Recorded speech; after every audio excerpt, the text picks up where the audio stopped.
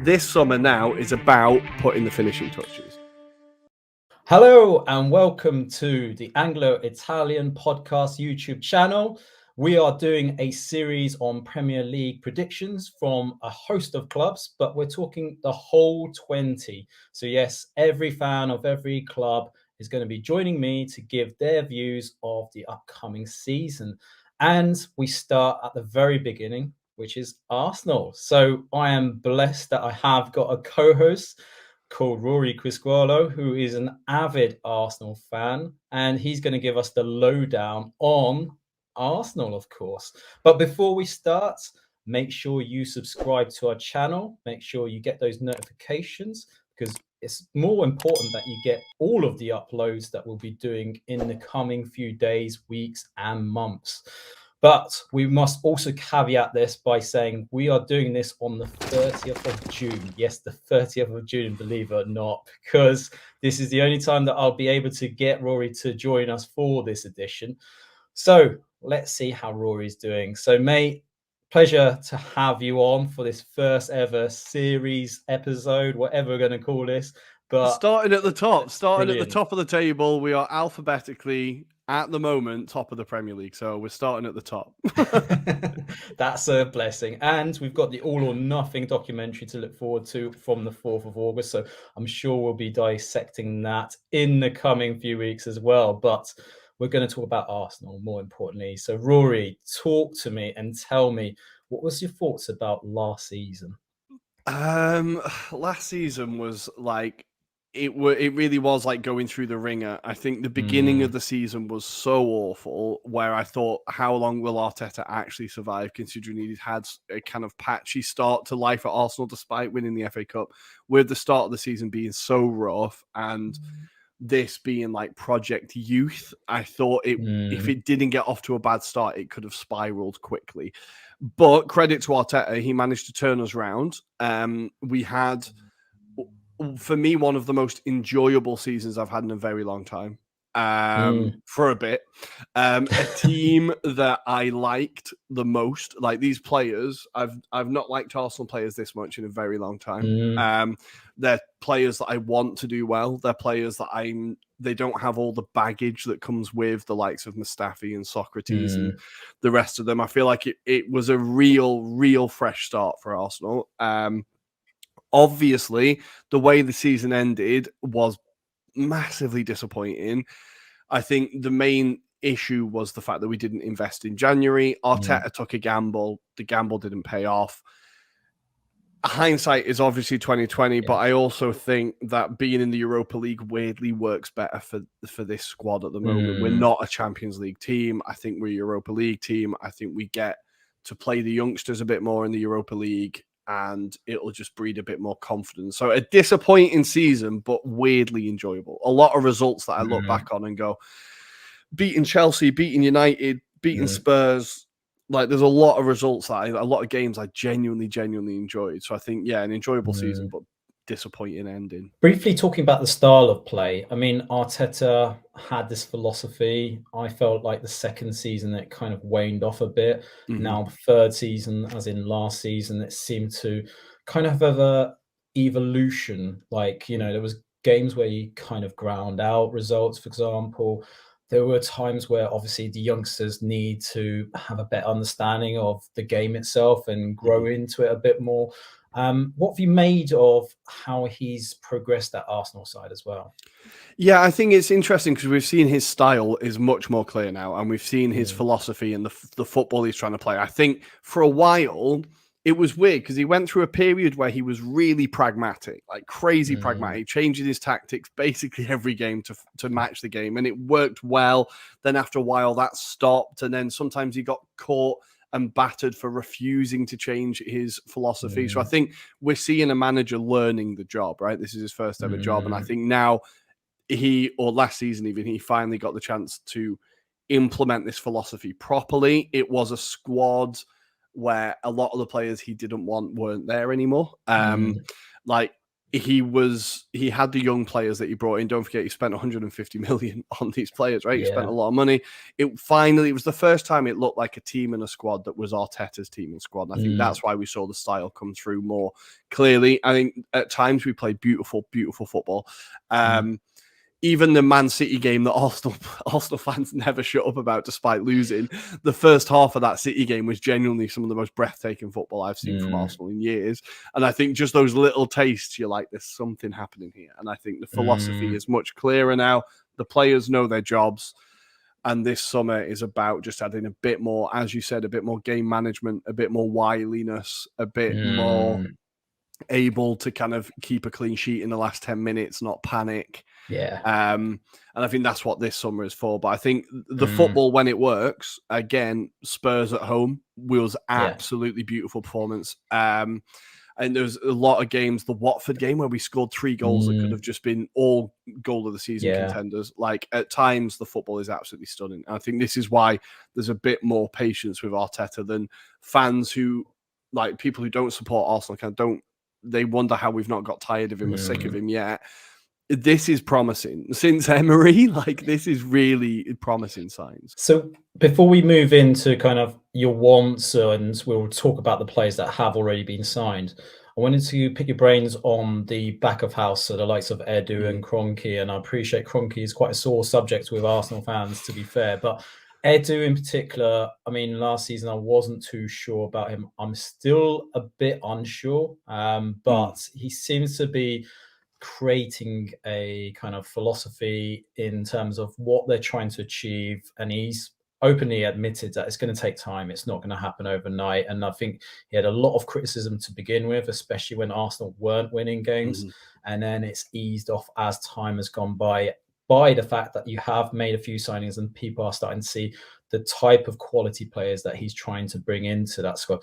Admittedly, a lot of Brazilians seem to be the theme of his signings. But it is a theme. It is definitely a theme. What's your thoughts on that so far? I think it's interesting because, again, he was technical director at Brazil for a number of years. And I think this is how he kind of gained his experience in kind of crafting squads and spotting talent, etc. He definitely had a few transfers like Willian that definitely didn't work. And I think, weirdly, he is someone that was also learning on the job. Like when Arteta came in, Edu came in, we had a new CEO, we had a new...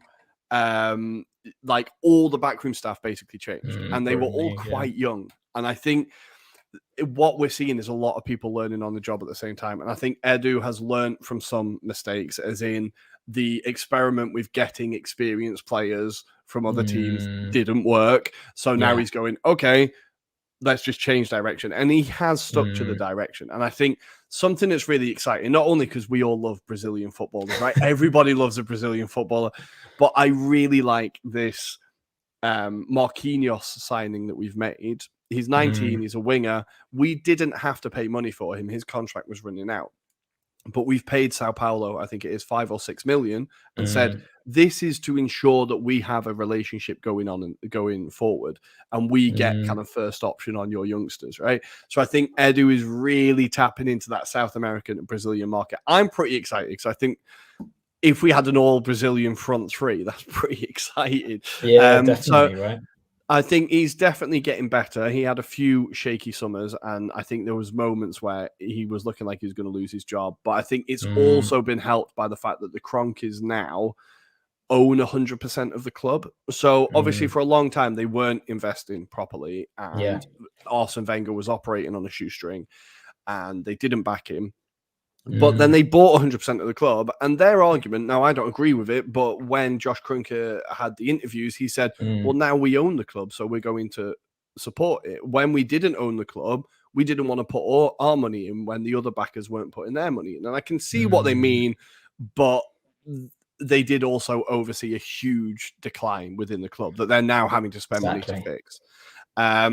So I think they're definitely getting better. The scars from the Super League won't be forgotten easily. Like, definitely not. I don't think Arsenal fans will ever trust them until they win the Champions League. Then all will be forgotten. But I think it'll take a while for Arsenal fans to trust them. But things are improving. And I think since Stan handed over Josh Kroenke like handed Arsenal to him and said, that is yours. I think he seems a bit more focused than his dad did. So it's encouraging. It's definitely, we're on the up, I want to say. Yeah, definitely.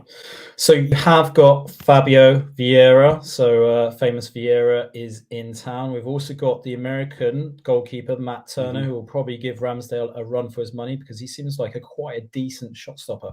But the current speculation at the moment seems to be around Lisandro Martinez, the centre-back from Ajax. We've also got Rafinha, who may be going to Arsenal, might be going to Chelsea. Who knows where he's actually turning up? And then I think there's been a lot of speculation about strikers as well. So we've got the likes of Victor Osimhen, who's been speculated at the beginning of this kind of window / the end of this last season. We've had Tammy Abraham links, Alvaro Morata, believe it or not, Scamacca, who we both know very well.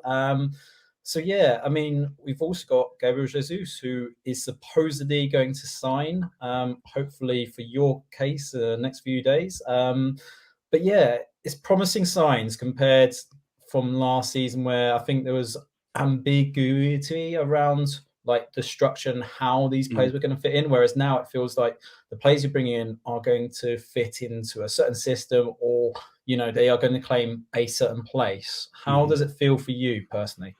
Well, yeah, exactly. I think you're right. I think last summer was Project Youth. It was get some young, promising players that Arteta can mold and brainwash and be like, you do what I want to do.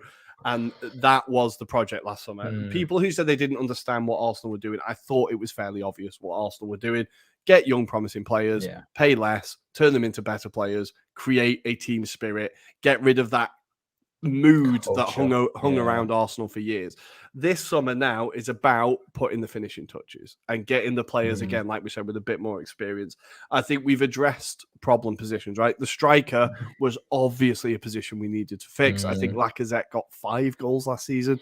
Aubameyang was still up there with our top goal scorer. I think a big one is signing Eddie Nketiah to a new contract. I think people honestly, they disrespect this guy far too much. He's got, I think I saw the thing of, he's got 13 goals in 23 starts for Arsenal, I want to say. And towards the end of last season, he got 9-10 goals. Like, he got a lot of goals. I think as a poacher, he does a job. I think he will definitely get goals. I think that was, Arsenal have always wanted to sign him down, get him nailed down for like contract. I think as a backup to Jesus or as another option, I think it's very clever.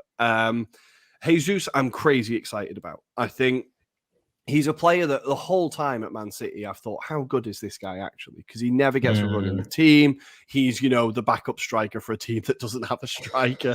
But if you look at his numbers, he gets goals. I think he's only behind, he's only behind Salah, Kane, and I can't remember the third in terms of goals per minute played. Okay. Like, his goal per minute rate is really high. And I think as a finisher, he's very, very good. I think within the Arteta system, like, Guardiola has come out and said that he's one of the best. He is, no, I think he said he's the best presser in world football in terms of strikers. And I think with the game that Arsenal try and play, Jesus is going to be massive. I think it's such a hilarious transfer thing because everyone's known he's signed for about a month and the club are just refusing to announce it. But a video came out today, again, June the 30th, of him walking around the Emirates in an Arsenal kit. Like, he is an Arsenal player. I'm crazy excited about that. Fabio Vieira came completely out of the blue. Yeah.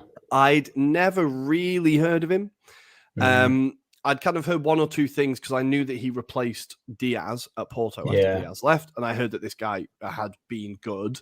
Having watched his YouTube highlights, I'm pretty excited about him. I think one thing that cost Arsenal last year was not having strength in depth and the fact that Saka had to play every minute. Ødegaard had to play every minute.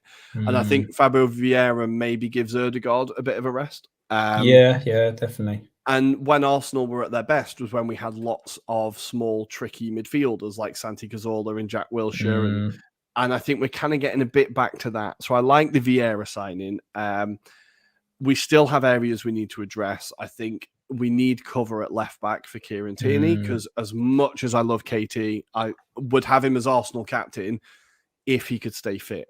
When he plays, he's unbelievable, but we missed him for 2/3 of the season last year, and it absolutely screwed us. So I think Lisandro Martinez, if we get him, I think, honestly, I think he'll go to United because he has the relationship with Ten Hag. But we still need cover in that position.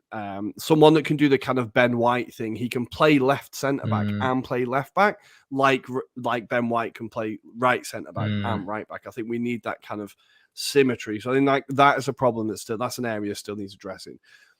And I would still like another ball-winning midfielder. I would like someone who can cover for Xhaka.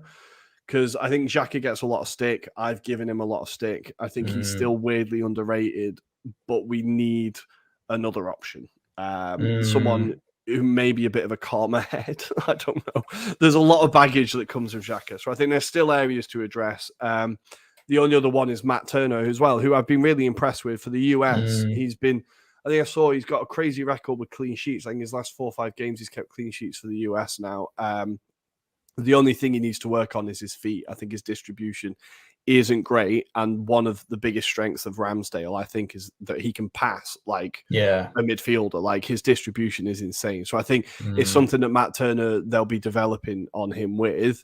But it's a good backup compared to that Icelandic bloke we had. I think Matt Turner is definitely an upgrade. Right. It's a good start to the summer, but I think, again, on June the 30th, I think we're definitely not finished. I think we're going to be spending 200 odd million this summer. I think it's going to be a big summer. I'm going to press you for this now. So where do you think you're going to end up this season? I think we have to aim for top 4, obviously, as is going to be the trend for the next 5 seasons, I think. Try and finish top 4. I'm going to be optimistic and say we get 4th this time. I'm going to say that our lack of experience last season cost us. This season, we get experience. We get top 4. And I'm going to say Europa League final, at least. Oh, that's interesting. I've got a feeling with Arsenal that providing these certain sort of transfers do take place, then it's going to be...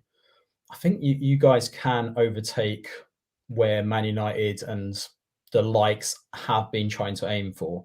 But the question will be is whether Spurs, your arch rivals... Man, they're looking scary, They're looking scary. They're looking very, very scary. They're getting some business done. Richarlison, Jed Spence, like they're getting their business done early, and it's good business. Can Conte just leave now? I thought he'd be bored by that. I thought he'd be bored by this point. Fucking hell, what happened? Exactly, right. Levy never backed Poch this much. He never backed Poch this much. And you've got the kind of semi-meltdown that's going on at Chelsea as well, right? So that's going to be interesting to see how that develops over the coming month or so, because they seem to be bidding on players like endlessly, but not getting anywhere at the moment. So and just anybody else has bid on. It's like, oh, do you like him? Oh, we'll get him. Or do they like it? Oh, we'll get him as well. And we'll get him as well. And it does seem a bit like throw enough at the wall, and some of it. If we don't see Ted Bowley as potentially a manager by the end of this month, I'll be very surprised, right? He's taking over all the positions at Chelsea right now. So he's already appointed himself director of football. So who knows? And I think with United, anything could happen there. I think one of my bold predictions for this season is that Ten Hag is under pressure by November. I think there's going to be rumours of Rooney being United manager in the tabloids by November. I can just see it in my mind's eye. Yeah, no. Well, Ruairi, thank you so much for talking us through all of Arsenal. And more importantly, to you watchers, hopefully you enjoyed that summary from Ruairi. Do you agree or disagree? Let us know in the comments below. But make sure you subscribe, because we will have another team covering about their predictions shortly on this channel. So for now, thank you, and we'll see you at the next episode.